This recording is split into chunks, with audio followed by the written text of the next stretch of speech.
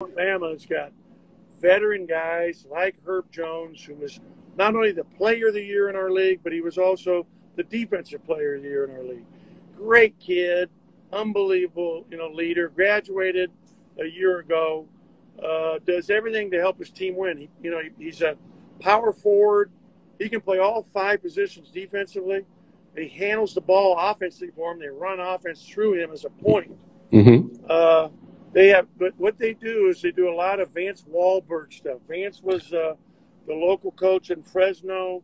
Mm-hmm. He really impacted and changed the game of basketball with his philosophy and teachings, where everything is spread. Everybody can shoot threes.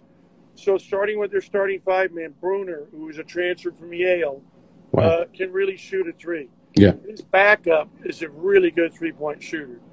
And then Herb can shoot 3s.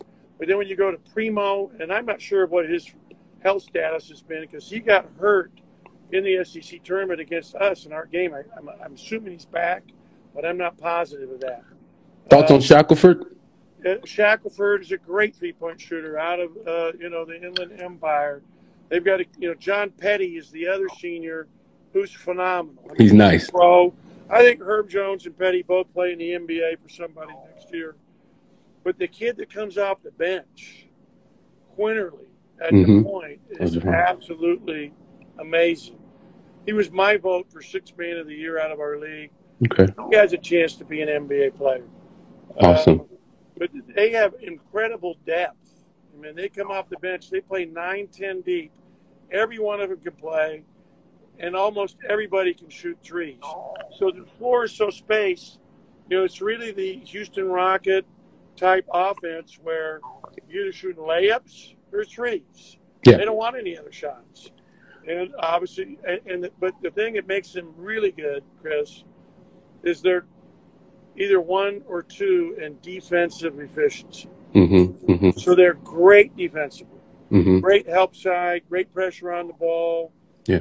Excellent shot blockers. And they're constantly energized because they keep everybody fresh. What do the Bruins need to do to win? Take care of the basketball, which they do a great job of. Like the last game that I saw them play, I didn't see Abilene Christian. I saw the BYU game. They had only 5 turnovers going into the last, 3 or 4 minutes of the game, which is phenomenal. Right. But they got to take care of the basketball. Campbell does a great job of that. They really do a good job taking care of the ball. They've got to do a great job on the glass. Because Alabama rebounds, and there's a lot of long rebounds. Yeah. Because the shots they do miss are going to be bouncing long. They've got to get back in transition. Alabama is phenomenal getting out in transition offense. Mm-hmm. So even when you score, they're taking it out and pushing it up so fast, it'll make your head explode.